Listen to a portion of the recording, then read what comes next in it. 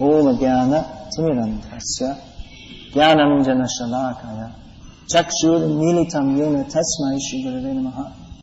This seminar, as you probably know, is entitled Problems in ISKCON. There are plenty of other things, probably anything else I prefer to talk about. It's much nicer to just have a big kirtan, that would be a lot of fun. Or discuss topics from Bhagavad Gita and Srimad Bhagavatam.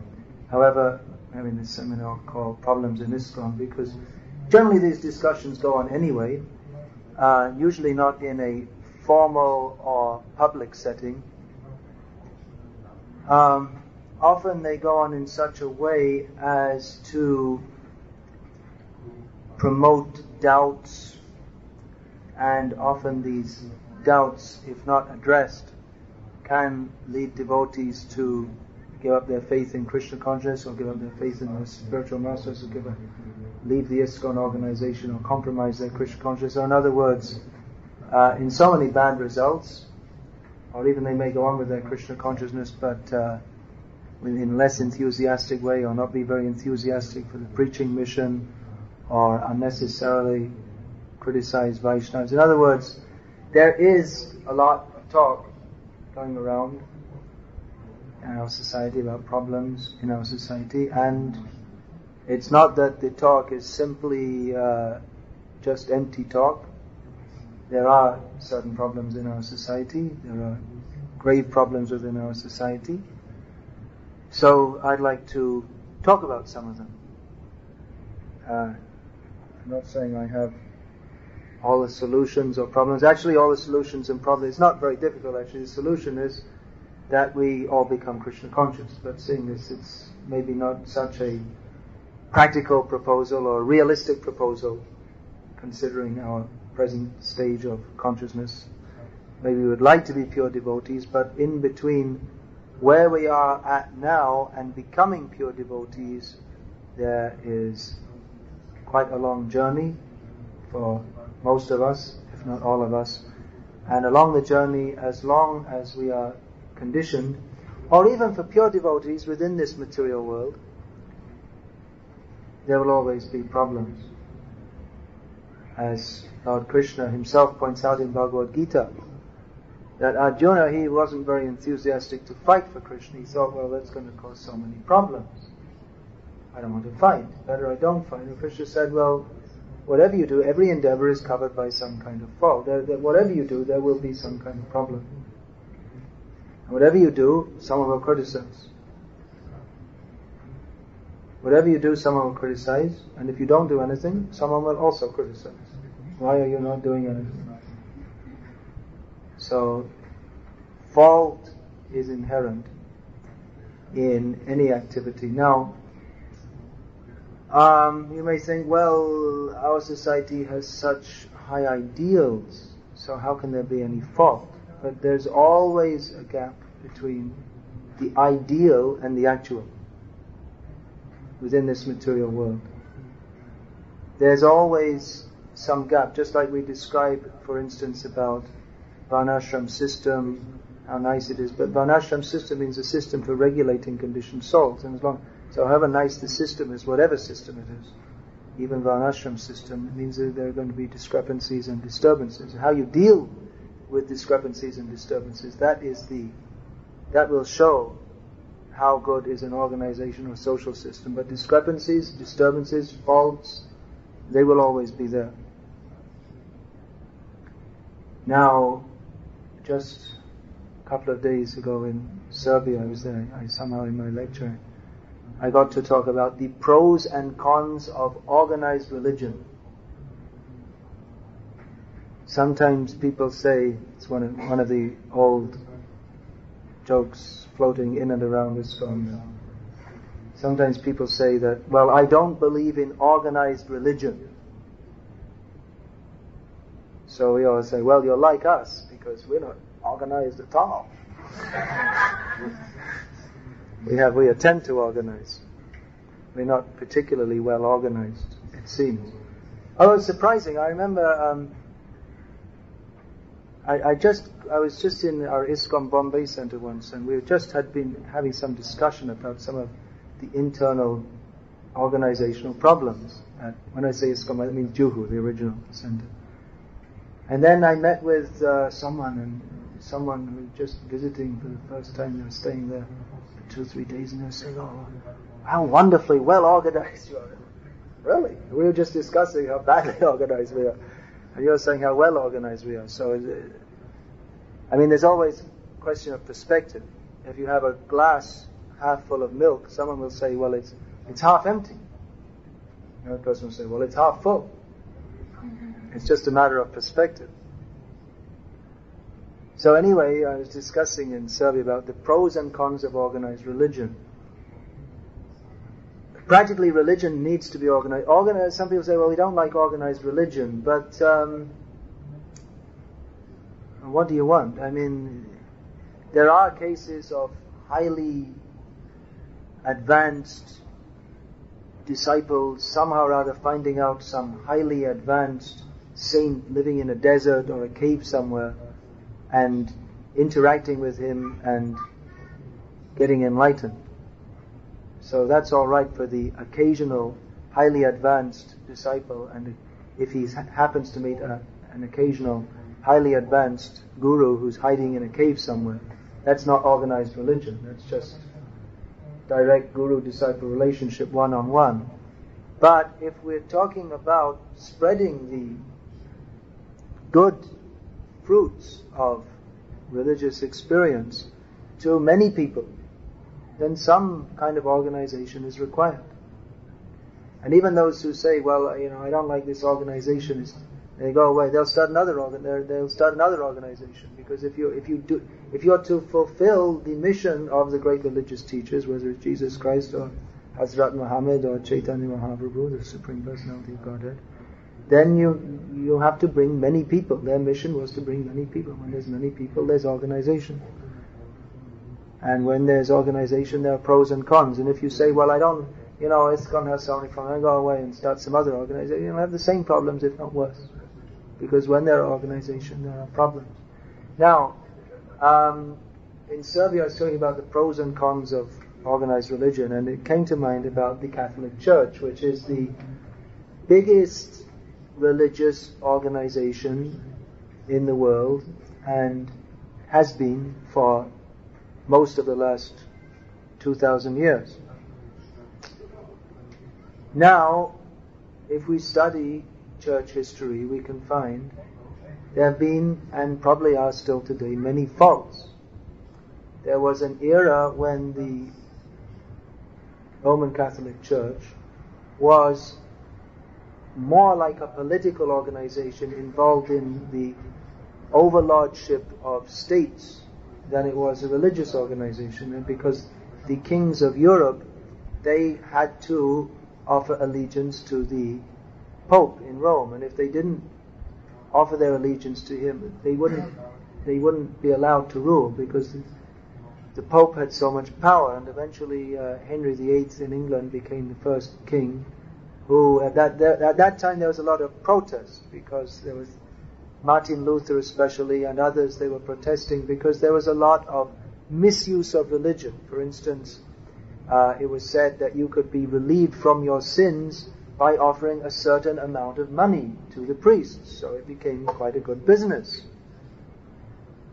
This was going on all over Europe, so Martin Luther protested, and there were various protests, and eventually Henry VIII, for purely political reasons, he was not at all a saintly person. He had 8 wives, 7 of them got killed, executed.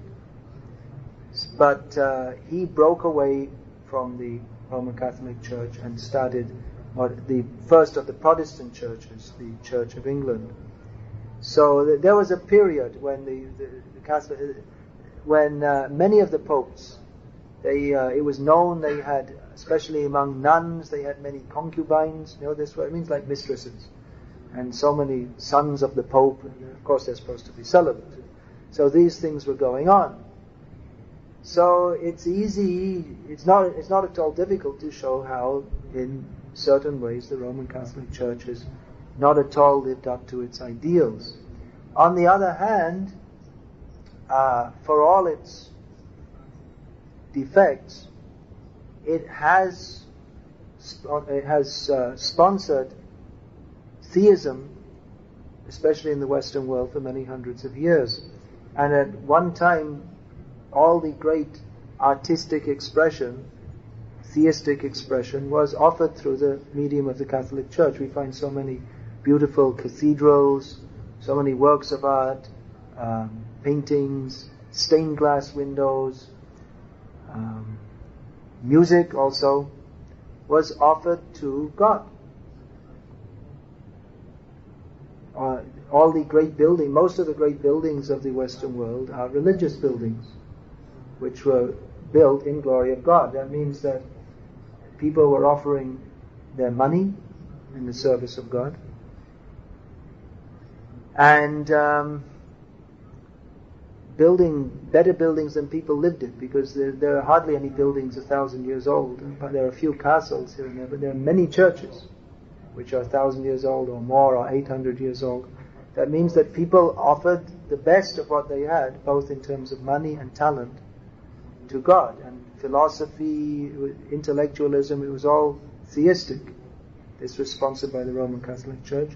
And even up to the present day, throughout the world, the concept of theism, of course, in our Krishna consciousness movement, we would say that it is more developed in Krishna consciousness, but definitely the concept of theism has been and strongly kept alive by the Catholic Church. So this is an example, just to show that organized religion, it has its good points also. And even though you may say that there's been corruption and this and that, still there have been many great saintly persons within that tradition. Saint Francis of Assisi is the most famous, but there have been many saintly people to whom the godly life was more important than the trappings of priestliness. In other words, the position, the power, the fame. So an organized religion, you can come to it and you can get into it for power or position or money. You can be corrupt and take advantage of people's religious sentiments. Or those who are essence seekers, they can find in the same organization, because the organization is after all a religious organization which fosters godliness. Its its basic reason for existence is to foster the culture of loving God.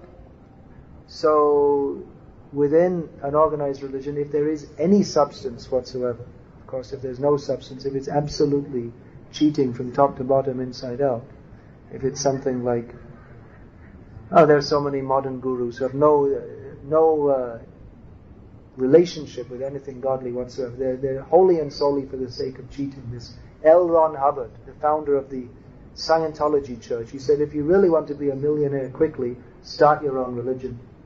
So that's absolute cheating.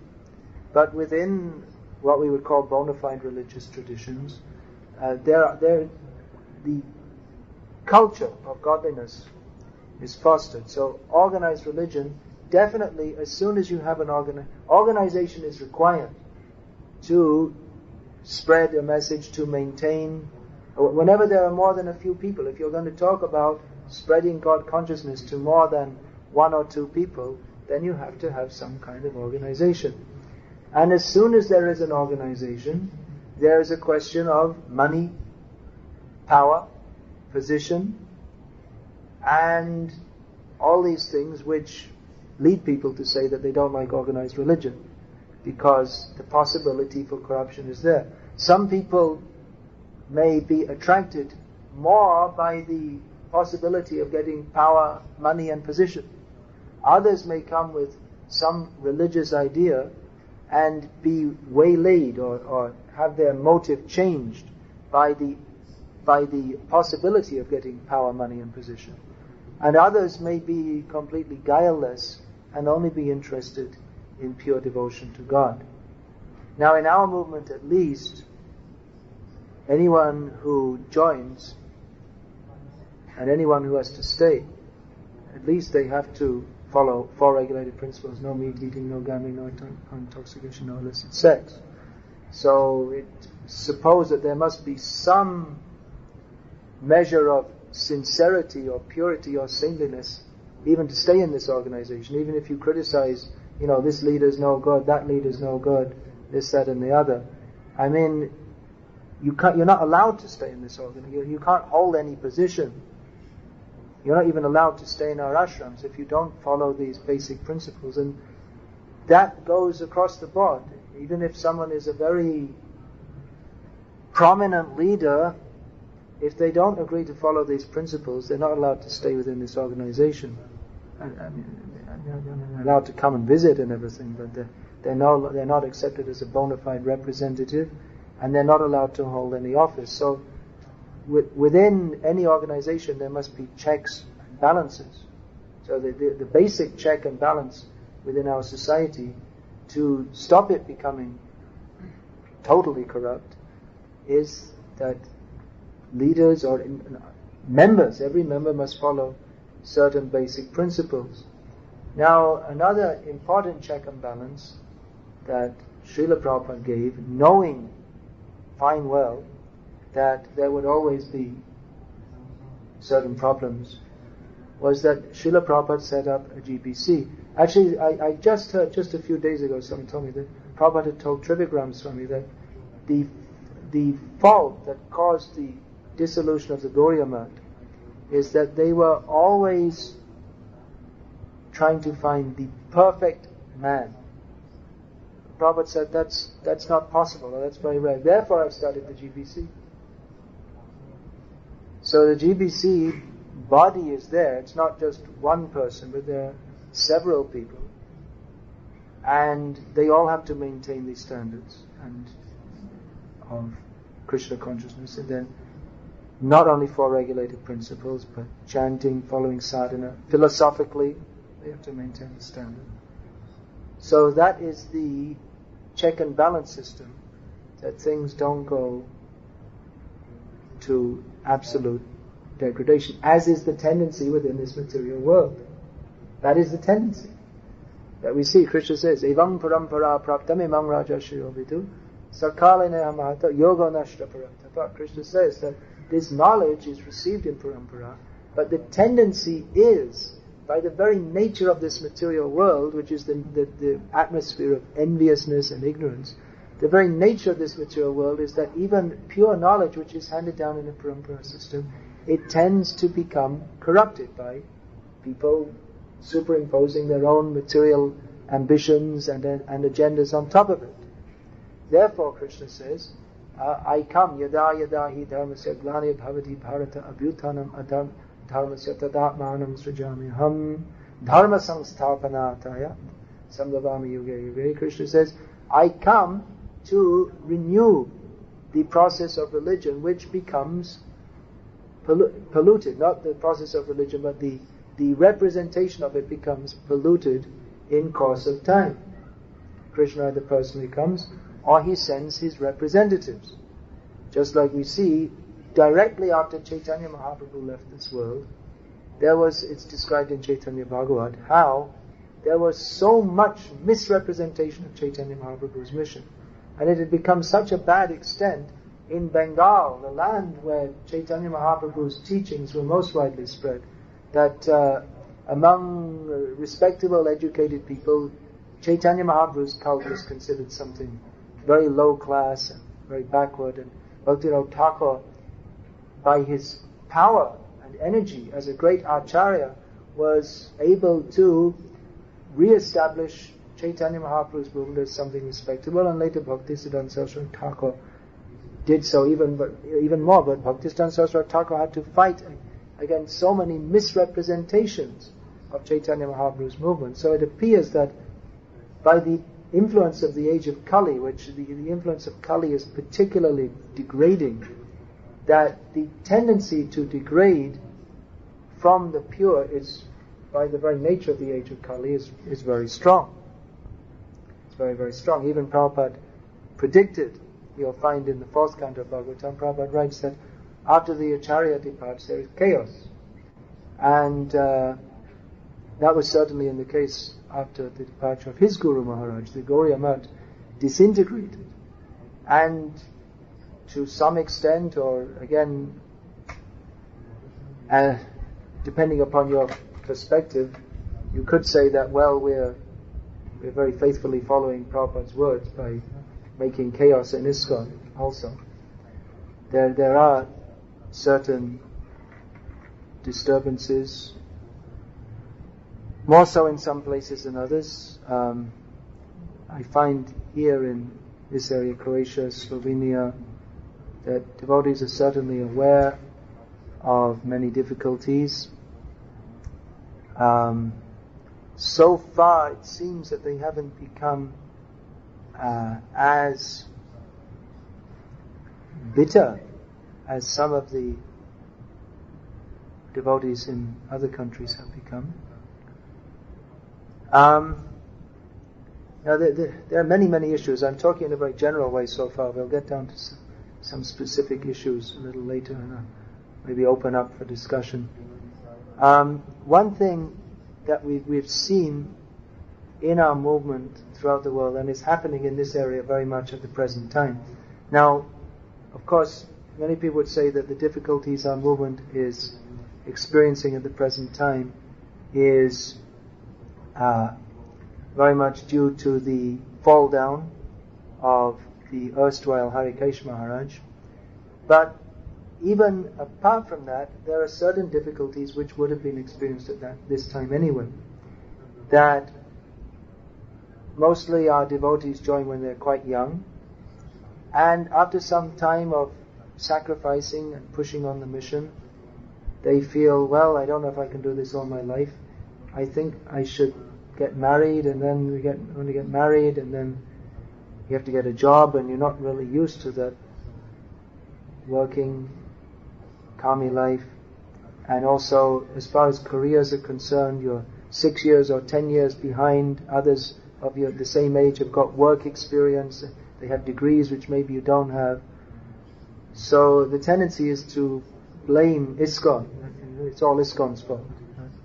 You know, you didn't provide me for this. Of course, when you join the movement, mostly people join very idealistic and young, and maybe they don't think about the future so much. Maybe we should do more. Another problem that comes is that when you go from ashram life to semi-karmi life, or whatever you want to call it, it's a shock, and it's difficult to maintain your sadhana. You associate with materialistic people and the way they think. It's difficult to maintain the same standard of Krishna consciousness. When your Krishna consciousness goes down, then your consciousness, by that very statement, your consciousness also goes down. So our way of looking at it, especially when we hear others complaining, it's easy to shift the blame, like it's his fault, it's everyone else's. My predicament is everyone else's fault except mine.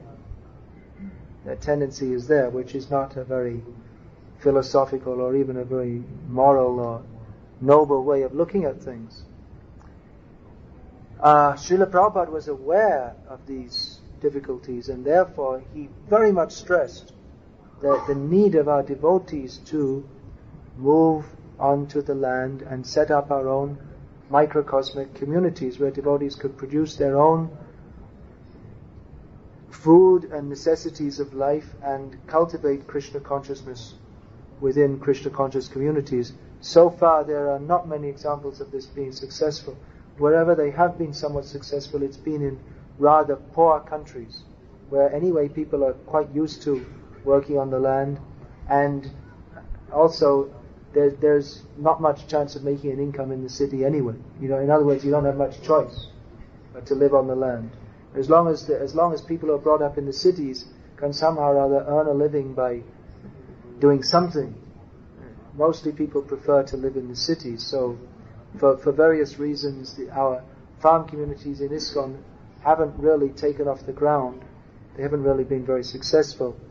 And mostly householders, by force, they have to either get a job in a bank or sell something or other, or somehow or other try to make their living and at the same time be Krishna conscious.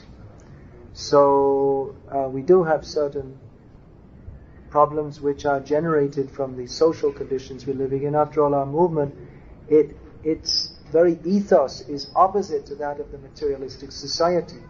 But we're not going to change the society very quickly. It's difficult for devotees to live in this society because the aims and objects of the materialistic society are so different to that of Krishna consciousness. The very reason for existence, the raison d'etre of the materialistic society is to enjoy sense gratification, and Krishna conscious movement is meant for giving up sense. Maybe not immediately, that's why we have Varnashram system, Grihastha ashram, but gradually overcoming the tendency towards sense gratification and offering everything in loving devotion to Krishna. It's not easy to be pioneers. We're all still pioneers. Often devotees say, well, ISKCON's not doing that and haven't provided this. But we have to remember also that this is a new movement. It's a pioneering movement. And those who join it, some sacrifice is expected, that your material situation may not be as wonderful as it would be if you fully dedicated yourself to materialistic life. If you didn't join the Krishna conscious movement and became a stockbroker or a chartered accountant at a young age, you'd probably be better off materially. But then after all, we didn't join this movement to become material successes. Later on, you may wish that you had become more of a material success than you are. But after all, those who join this movement, we join for the sake of some self-sacrifice, and later on we may have some regrets. But again, we can't blame it on the Krishna conscious movement. Even if you think, well, I spent 3-4 years, I did so much for the movement, and when I leave there's nothing left for me, well, that's understood. If you become a brahmachari, then that is brahmachari life. You work hard, you give it, you offer everything in Krishna's service, and then later when you become a grihastha. Now, traditionally, when someone became a grihastha, they'd go home to their parents, who would usually have some land, and they could, or some occupation, and they could just take that up. So modern society is different, and trying to, from the social point of view, to practice Krishna consciousness within a very different social system, it requires some sacrifice. But that is a sacrifice for a higher ideal. You may not be such a brilliant material success, but we have a higher ideal. And anyone who did practice Krishna consciousness for 3-4 years or whatever, and then go out again into material life, that what you got is much better than if you had become another Ford or Rockefeller or whatever, or just a normal so-called successful materialist. You got the opportunity to chant Hare Krishna and to serve Krishna, which is something which is wonderful, which you didn't get in millions and millions of lifetimes. So even if you think, well, I lost something materially, that it may be true, but how much do you gain spiritually? Let's remember that. Now, as far as problems within ISKCON, yes, there are problems within ISKCON. There are detractors of ISKCON who have made a point to inform everybody as much as possible about all the faults within ISKCON, real, imagined, or exaggerated. And there is much propaganda, for instance, on the internet to show how bad ISKCON is, with the undertone or the undercurrent of the messages that actually ISKCON is rotten, all the leaders are insincere, they're out to exploit you, this kind of attitude. Personally, I find this repugnant. I mean, I know there are problems in our society, we all do. But to suggest that all the leaders are simply insincere and trying to exploit you, for me it doesn't tally with reality. It's actually, I find this quite distasteful, because apart from being one of the leaders myself, you could say that, well, you're just out to protect yourself. But I see that gurus and GPCs in our movement are basically very dedicated people who have given their lives for serving Krishna, and give themselves to others, who spend their time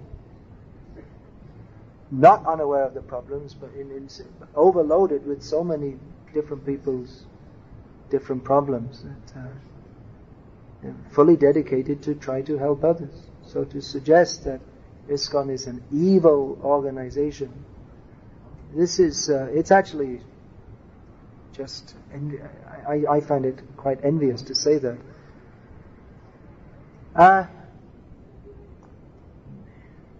Now, once I just like we say, some person can see the glass is 50% empty. Why isn't it full? Another person can see that, well, it is 50% full. You only have to add a little bit more and it'll be fully full. So it's a question of perspective. Now, people may criticize our society. There's so many things wrong, and we will come to that, and we're not saying things aren't wrong. But on the other hand, there's so many wonderful things going on also. I mean, just like you say, there are problems, but apart from all the problems, there are so many people chanting Hare Krishna. If Krishna consciousness wasn't preached, you say, well, there's this problem, that problem. These problems wouldn't be there if we hadn't preached and spread Krishna consciousness. The problems are an offshoot of preaching Krishna consciousness. And the fact that people are taking up Krishna consciousness and chanting Hare Krishna, that's something wonderful. And along with that come some certain social problems, how to be Krishna conscious in a culture which is just goes the opposite of that. There are various problems. There may be different interpersonal problems in the way we behave with each other and deal with each other, but this movement is spreading and continues to spread, and there are so many wonderful things going on in our movement.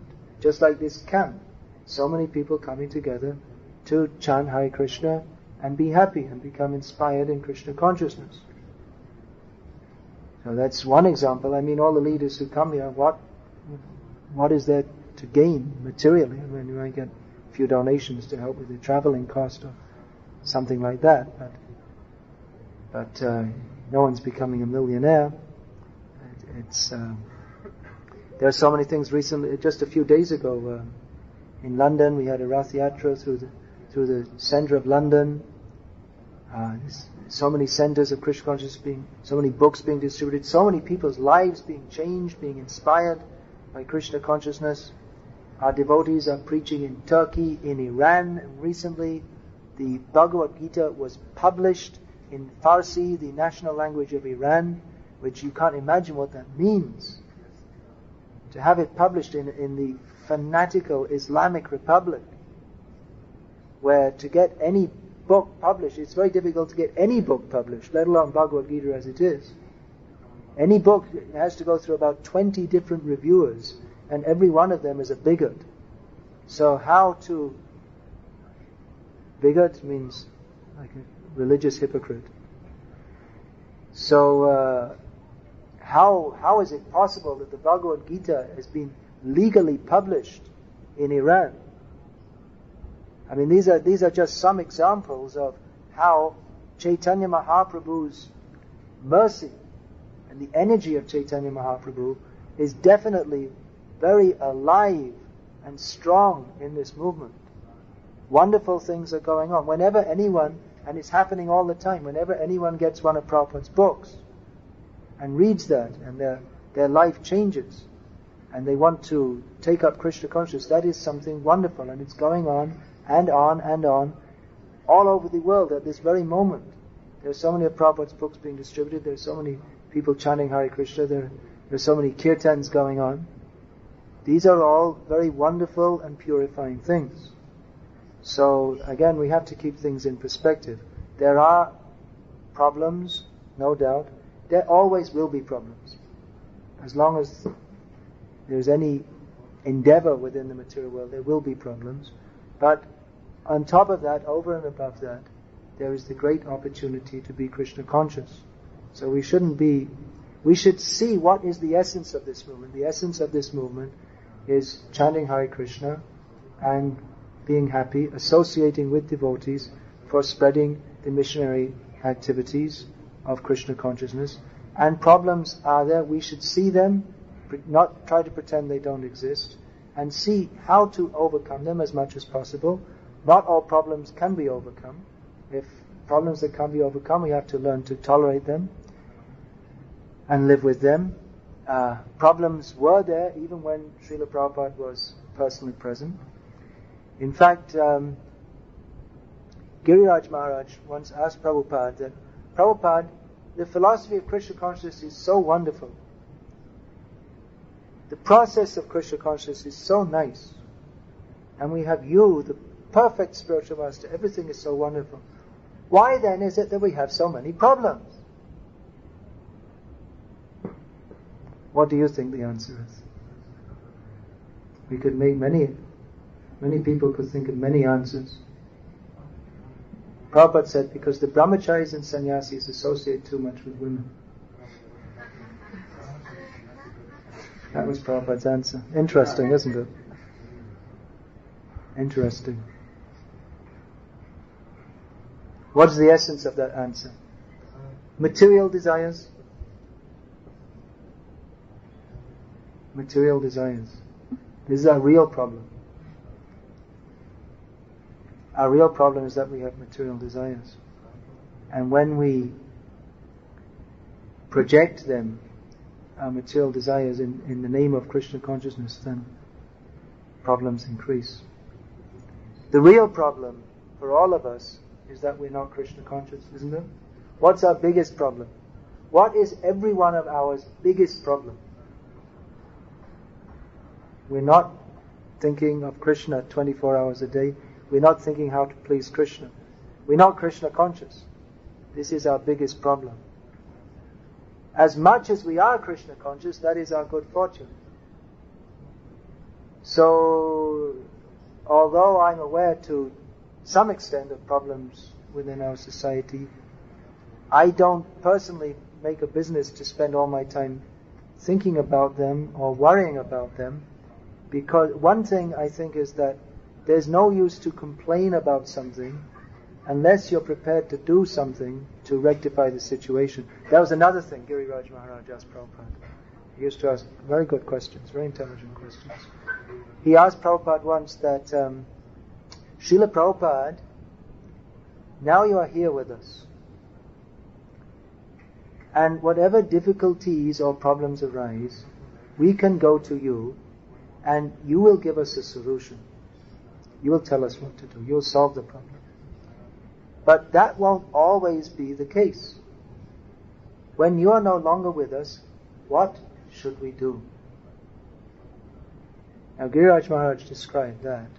Srila Prabhupada usually, very quickly, often he would just give an answer just like that.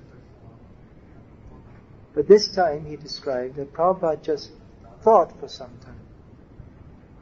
He thought about it for some time. And then he said that you should try and solve the problems. But whatever you do, don't leave the society. Remain within the society, remain within ISKCON, and try to rectify the situation. So I was saying I don't generally like to discuss these things very much, because often they're discussed in a very negative way, which doesn't really help anyone to be very Krishna conscious or to overcome the problem. So if you can't solve any problem, well, you can always live with it and chant Hare Krishna. You can always chant Hare Krishna. That's the facility of this movement. You can chant Hare Krishna. Of course, problems should not be ignored totally. At the same time, we should know that the solution to all our problems is to become Krishna conscious. There is a higher transcendental principle in which all problems are solved, which is becoming Krishna conscious. And that's another point, that whatever problems we may have individually and socially, we are far more fortunate than those who have no inclination towards Krishna consciousness. Now you may say, well, I have got this problem, and that problem, and another problem, but we're chanting Hare Krishna. And as a result of that chanting, we are able to advance on the path to Krishna, maybe slowly, not very quickly, whatever. We're in contact with Krishna. We're so fortunate. Those who don't have Krishna consciousness, they are the most unfortunate. They're simply suffering. So really those who have understood the purpose of this movement, they don't just think, just like John Kennedy said, don't think what your nation can do, think what you can do for your nation. So instead of thinking, well, ISKCON doesn't do this for me, and ISKCON doesn't do that for me, it's better to think that, well, what can we do to help push on the mission of the International Society for Krishna Consciousness, which is to bring Krishna consciousness to others. How can we help others become Krishna conscious? And mostly those devotees who are absorbed in that higher consciousness of trying to help others, they don't have so many problems as those who are thinking about my problem and this problem and another problem, because they're in a more transcendental position.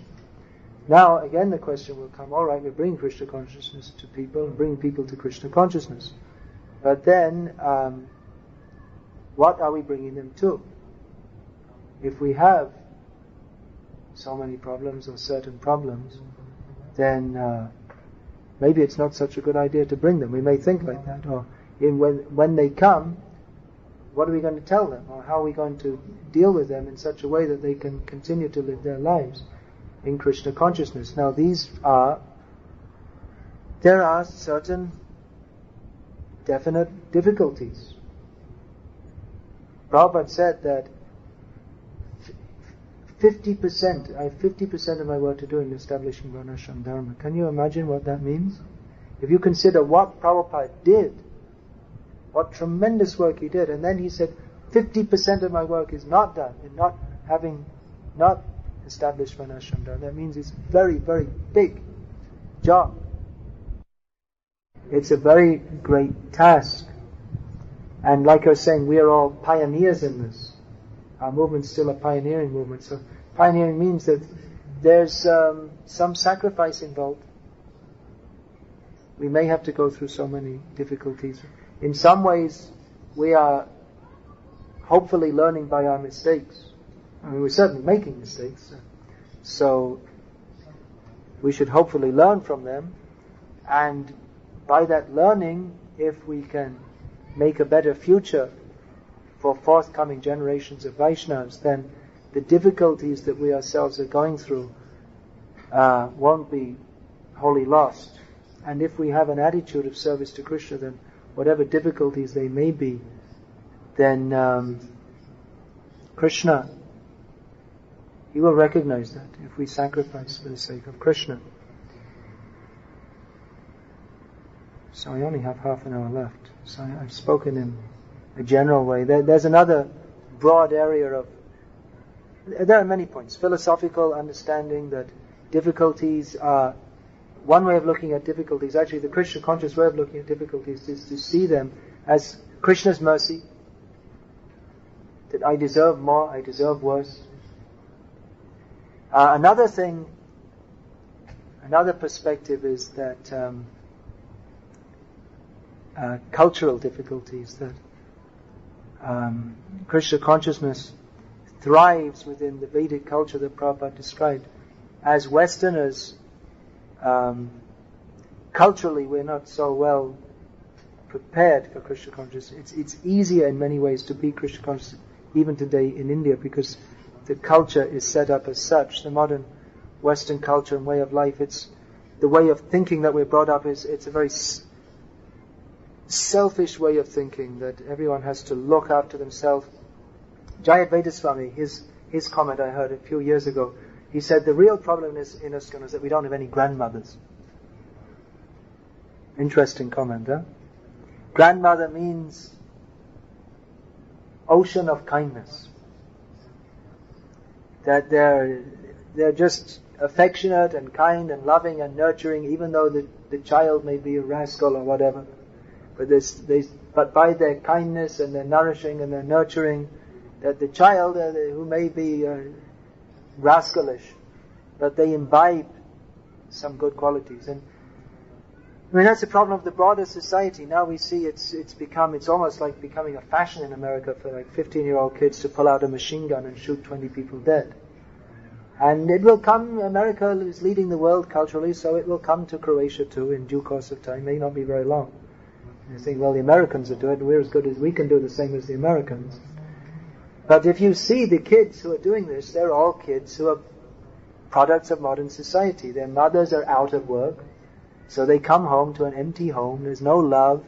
There's just they buy some food from McDonald's, or they get something out of the freezer, stick it in the microwave, and while they're chewing on some chicken bones that they from the microwave, they're watching 6 or 7 murders on TV. This is their upbringing.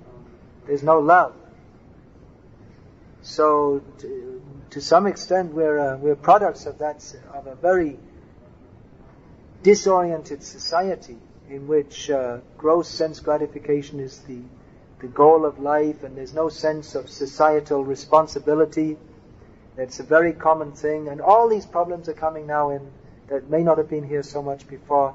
Now that you're getting the modern life, that it's considered quite normal and proper for a couple to get married, have 2 or 3 kids, and then decide, well, we don't like each other, let's get divorced.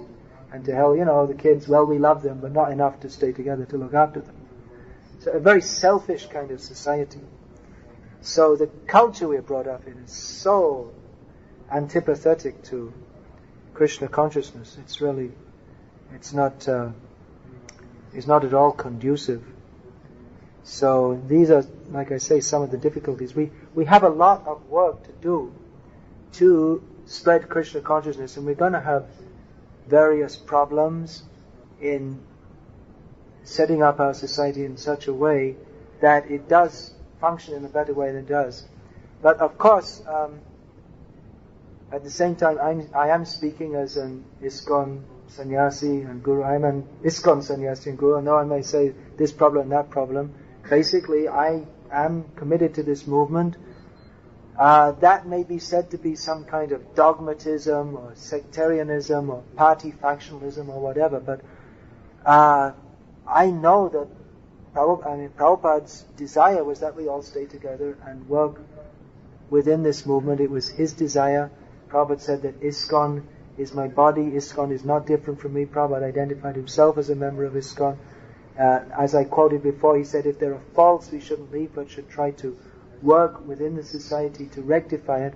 In some ways it would be easier just to leave and have a very peaceful life, chant Hare Krishna. But I don't think that would please Srila Prabhupada. And I believe that despite differences of opinion between members of our society, I mean even among GPC members and gurus and sannyasis and leaders, whatever, there are distinct differences of opinion on various topics. There are differences of approach, and sometimes there are quite strong differences of opinion. But what keeps everyone together, going on together in this movement, is that the commitment to work for the pleasure of Srila Prabhupada with faith that this is what Prabhupada wants, and that if we are sincere enough to stick it out together, that ultimately a lot more good will come out of it than harm. Although, as I say, there are others who believe the opposite. They believe that ISKCON is totally corrupt. Like I said, I don't personally subscribe to that. I find there are many sincere people in ISKCON. It may be that people in position or otherwise are influenced by certain materialistic outlook, or there may be, people may be anxious to keep their position or whatever. And we're not saying that everyone is completely Paramahamsa. There are mistakes, there are faults, there are errors of judgment. There may be in some cases some exploitive tendency. There may be so many faults, which we will discuss more specifically. But my basic outlook, and I don't think it's based simply on dogmatism, is that there are many sincere people in this movement who are working conjointly for the pleasure of Srila Prabhupada and the previous acharyas, and that if we continue to do so, if we are actually honest to serve Srila Prabhupada, And if our goal of life is actually to please Srila Prabhupada and the previous acharyas, then they will help us, they will bless us, and we won't ever be completely free from all problems, as I say, but this movement will continue to give Krishna consciousness to others.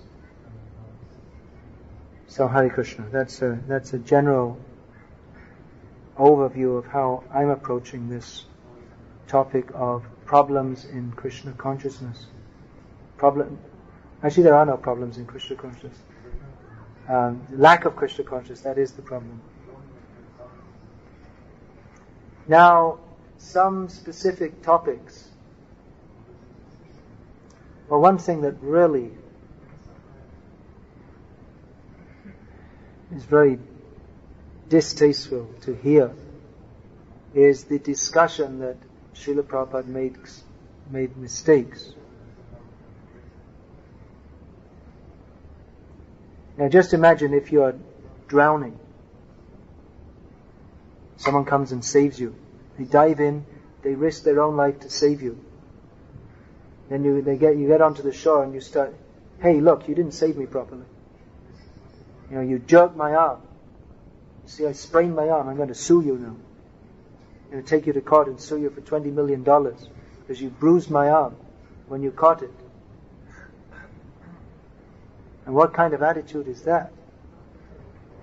If someone who gives you knowledge of Krishna, gives you the life of Krishna consciousness, and gives their, as Prabhupada said, I have to give gallons of blood just to make one person Krishna conscious.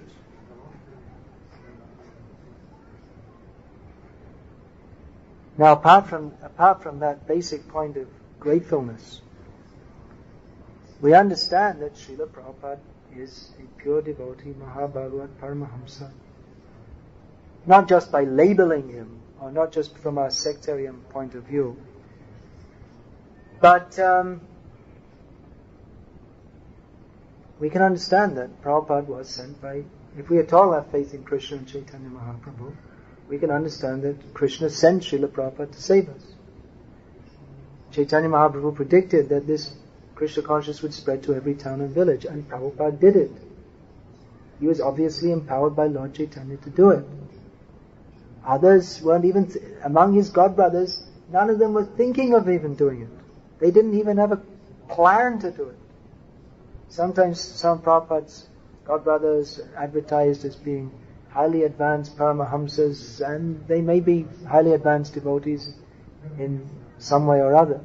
But I don't see any of them even slightly, not even slightly compared to Srila Prabhupada, because if they're actually devotees of Lord Chaitanya, then Chaitanya Mahaprabhu's movement is the mercy mission. So alright, you have so much knowledge and so much supposed advancement, but who was thinking of saving all the conditioned souls and going out and risking their lives, having 2 heart attacks, and going among the bums and the hippies and the crazy, drugged out people to preach them Krishna consciousness, personally cooking for them, cleaning up after them, showing them everything from putting on tilak to wearing a dhoti. I believe even Prabhupada showed how to wear a sari, because the women didn't have any idea. Everything. How to pass stool, we don't know.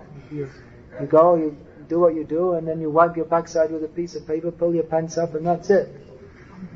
No mind washing yourself and taking a bath. I mean, Prabhupada, he went among us who are wild animals. I mean, not just animals, but wild animals, and he gave his blood to save us, and none others who are supposed to be followers of Chaitanya Mahaprabhu even thought to do it. Mostly they discouraged Prabhupada, and even when Prabhupada came back, they criticized in so many ways. Nowadays they're very anxious to have Western disciples. But at that time they're all criticizing that lectures, they can't become Krishna, they can't become devotees, and they would criticize, you're doing this wrong, you're doing that wrong, you're doing everything else wrong. Actually, this idea of Prabhupada mistakes, it's been going. Prabhupada he didn't like this at all. Because he knew that if you start to criticize him who is empowered by Chaitanya Mahaprabhu, you're going to lose everything, because Krishna is not going to be pleased. So this idea of Prabhupada made mistakes, well, yes, you could say he made mistakes.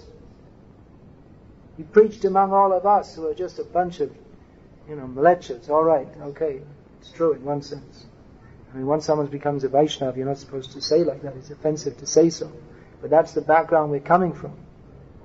So if some of us were given the opportunity to be Krishna conscious, if we misuse that, so what should we say? Well, Prabhupada shouldn't have preached. If he didn't preach, there wouldn't be so many problems. And we wouldn't know anything about Krishna. We'd all just be going to hell. So that's the risk you take. That's another wonderful question Giriraj Maharaj asked Prabhupada. He said that Prabhupada, sometimes you give someone a position of responsibility and then after that they fall down. You give them a big position and then they fall down. So why is that?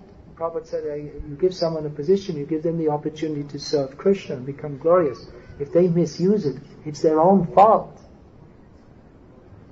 You're given the opportunity. Here's the opportunity. Become a sannyasi. Become a GBC. Become a temple president. Preach Krishna consciousness. Take the responsibility. Become glorious. If you misuse it, whose fault is that? You're being given the chance to become glorious in Krishna's service. If you misuse it, it's not Prabhupada's fault. He's giving you the knowledge by which you can become fully Krishna conscious and give that to others. But if we ourselves are so foolish that we misunderstand and we misuse that, it's not. How can you blame Prabhupada? It's like they have these court cases in America where there's a famous court case where someone bought a hot cup of coffee from a shop and put it in their car. Then when they started the car, the coffee spilled and they got burned, and they sued the shop for $1 million or something and won the case because they said the coffee was too hot. But you took it. It was your choice to take it. You wanted hot coffee, and then it burned you. Now, whose fault is that? The judge said it was the coffee shop's fault. Funny, huh? This mentality that you're given the opportunity to be Krishna conscious. Now, if you misuse that, if you don't take advantage of that, then why blame the person who gives you the opportunity? So you get a doctor's education, the opportunity to do good for others. If instead you start murdering people by giving them lethal injections, does that mean that the whole profession of medicine is wrong because someone misuses it? Stop all medical. In that way you should stop anything, because there's always the possibility of misuse. Then don't do anything. Just live as savages in the jungle. Don't try to do anything. So, that people have misused that opportunity, it's not Prabhupada. You can't say it's Prabhupada's fault. Prabhupada took risks to spread Krishna consciousness all over the world. To do anything in this world, you have to take a risk. That means you give someone responsibility. They may use it or misuse it. It's a risk. But unless you take a risk, you can't do anything. If you're going to do anything in this world, you have to take decisions. You can't predict always what's going to happen. You can't say what's going to happen in future. What will be the result of your decision? Any decision you take, anyone who's been in any position of authority in this movement knows that when you take a decision, it's a risk. That things may work out and they may not. Now, a good leader is one who has vision and who can, to some extent, predict the future, although you can't perfectly see the future, and make decisions and give the knowledge which is necessary to guide people to see out your vision. But in any decision you take, there's a risk factor involved. Things may not work out for various reasons. But then again, if you don't take the risk, if you don't take decisions, then nothing gets done. So the same thing, if Prabhupada hadn't preached Krishna consciousness all over the world, then we wouldn't have the problems that we have today, but we would have the problem that we didn't know anything about Krishna.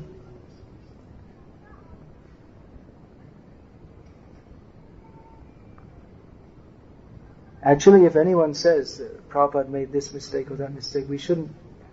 Really, it's lethal to listen even, because it's blasphemous. It's blasphemous. It's not appreciated by Krishna. And although according to our material calculation it may seem to be correct, the result is that we come to the material platform. We lose our Krishna consciousness. There's apart from our own material, very intelligent way of looking at things, there's when we're talking about Srila Prabhupada and the great acharyas, then we have to understand that there is another factor involved here, which is the transcendental factor of the desire of Krishna. That Prabhupada is directed by Krishna. Krishna's hand or Krishna's guidance is in everything that Srila Prabhupada did. So if we want to say Prabhupada made mistakes, it's like trying to drag him to the material platform because we make mistakes. So you want to say Srila Prabhupada made mistakes? And then, well, if he made mistakes, well, you don't have to follow what he said, and my opinion is as good as his. And the whole principle of parampara, of following the enlightened authority becomes spoiled, and then we have no faith in anybody or anything, and everything just breaks down. And we see that, those who say that, those who think like that, they lose their Krishna consciousness. It's really not worth it. Now, I'm going to have to finish soon. I'm not going to get into it today, but we can discuss in some detail, and I'd like to, because I know this kind of thing. I don't know the specific things that are being said, but I think some of you know better how certain people are saying, giving the reasons why they think Prabhupada made mistakes. So if we are confused by that, or we think it may be true, let's discuss it. And I'll try to answer you as best I can. I know Prabhupada didn't make mistakes, and you may say it's a dogmatism, but I'm sure that we can discuss this in an intelligent way. Of course, if we want to lose our Krishna consciousness, that's something else. We can blame it. We can blame everyone else in the world and say everyone else is wrong, and therefore Krishna consciousness is wrong. I'm right. Like I say, you lose the precious gifts of Krishna consciousness. So, again, I've been very general in my discussion today. Maybe some of you could write some things down on paper and give to me. What some of the problems you perceive in ISKCON are, and some things you'd like to see discussed in this forum. And then I can look at them and we can start to discuss them from tomorrow. Is that alright? So please do that. You don't have to do it right now. Anytime between now and preferably by tomorrow morning class, I can have a look at them in the morning. And we can start to discuss them.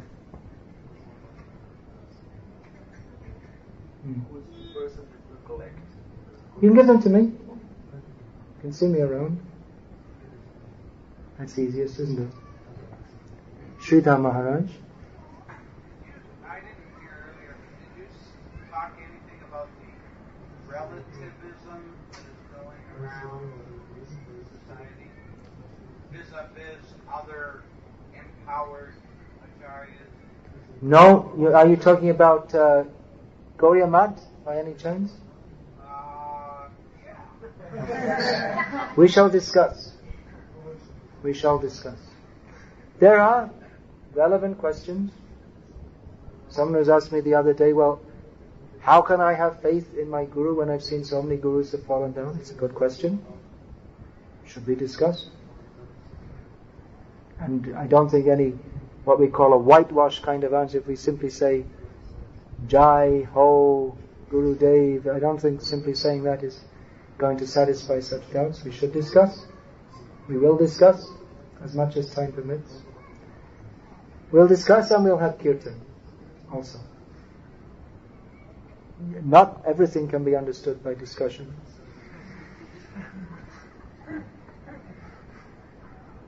Not all problems can be solved simply by discussion. The real solution is, as I said, to become fully Krishna conscious, to enjoy the taste of Krishna consciousness. So that is the essence of our movement. The essence of our movement isn't sitting around discussing problems, but there are certain problems which need to be discussed so that we can go on happily in our Krishna consciousness. Hare Krishna.